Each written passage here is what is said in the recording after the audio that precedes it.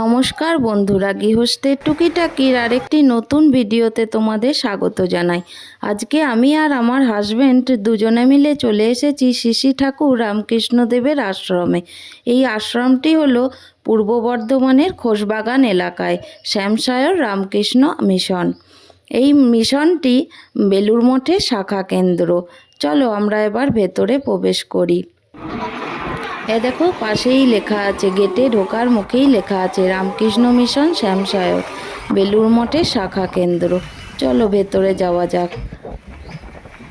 ভেতরে বড় গেট দিয়ে ভেতরে ঢুকেই ডান দিকেই হলো ঠাকুরের মন্দির। চারিদিকে দেখো কত গাছপালা, তাই এখানে আসতে খুবই ভালো লাগে। আমরা দুজনেই ঠাকুরের দীক্ষিত। যখনই মন যায় আমরা তখনই এখানে চলে আসি। হাতে সময় পেলেই আমরা আশ্রমে আসি। তোমরা সামনেই দেখতে পেলে প্যান্ডেল হয়েছে, এটা দুর্গাপূজার প্যান্ডেল। এখানে বেশ ভালো বড় করে দুর্গাপূজা হয়। আমরা এই প্যান্ডেলে বসেই পুজো দেখি, অঞ্জলি দিই। কত গাছ দেখো চারিদিকে।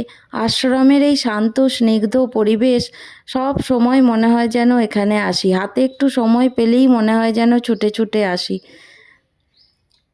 সিঁড়ি দিয়ে উঠে উপরে যে ঘরটা দেখতে পাচ্ছ, ওইটা হলো ধ্যান কক্ষ। ওখানে বসে জপ ধ্যান করা হয়। চলো আমরা মন্দিরের ভেতরে প্রবেশ করি। আস্তে আস্তে আমার একটু দেরিই হয়ে গেছে। এখন ঘড়িতে প্রায় 11:30 বেজে গেছে, তাই ঠাকুরকে ভোগ নিবেদন করা হচ্ছে, সেই জন্য দরজা বন্ধ।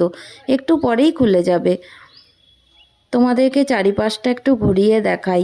আজ হলো একাদশী, সেই জন্য আজকে সন্ধেবেলায় রামনাম সংকীর্তন হবে, কিন্তু আমার সন্ধেবেলায় আসার আর সময় হবে না, তাই আমি সকালেই এসেছি। এখানে রাম লক্ষ্মণ সীতা আর হনুমানজির চিত্রপট সাজিয়ে রাখা হয়েছে। এইবার দেখো ভোগ নিবেদনের পর দরজা খুলে দেওয়া হয়েছে। আজকে ঠাকুরকে হলুদ ধুতিতে সাজানো হয়েছে।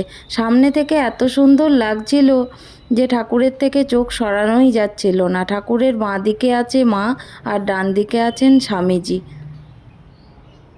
মহারাজ ঠাকুরের যে মালা ফুল সব তুলে নিয়ে গেলেন। সকালের সাজ এখন ঠাকুরের সব ফুলের সাজ যা ছিল সব খুলে দিয়েছেন।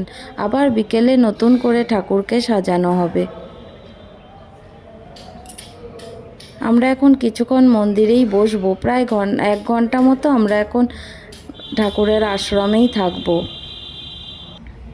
কিন্তু যতই এখানে আসি না কেন, বারবার মনে হয় যেন খুব কম সময়ই কাটালাম। কখন যে 1 ঘন্টা পেরিয়ে গেছে তা বুঝতেই পারি না। আসলে কি জানো তো, আমরা ফোনের ব্যাটারি যেমন চার্জ দিই, এখানে আশ্রমে আসলে যেন মনে হয় মনের ব্যাটারিকেও চার্জ দেয়া হলো। তাই সময় কোন দিক দিয়ে পেরিয়ে যায় কিছুই বোঝা যায় না। দেখো 1 ঘন্টা পার করে ফেললাম, এবার বাড়ি যাওয়ার সময়। আর বাইরের পরিবেশটাও এত সুন্দর, যখনই আসি বাইরেটাও কিছুক্ষণ ঘুরি। তো কিছু নাই। বাইরে বেরিয়ে ডান দিকেই রয়েছে জুতো রাখার ব্যবস্থা আর হাত ধোয়ার জন্য কল। এদিকেও অনেক গাছগাছালি, দেখো পদ্ম ফুল হয়েছে, কত জবা, কত ধরনের জবা গাছ। মহারাজ এখানে ফুল তুলছেন, ঠাকুরকে বিকেলে আবার অন্য ফুলে সাজানো হবে, সেই জন্য।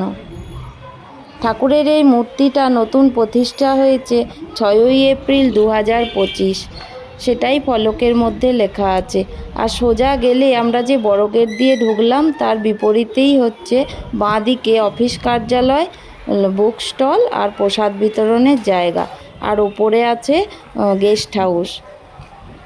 চলো এবার বাড়ির পথে রওনা দিই।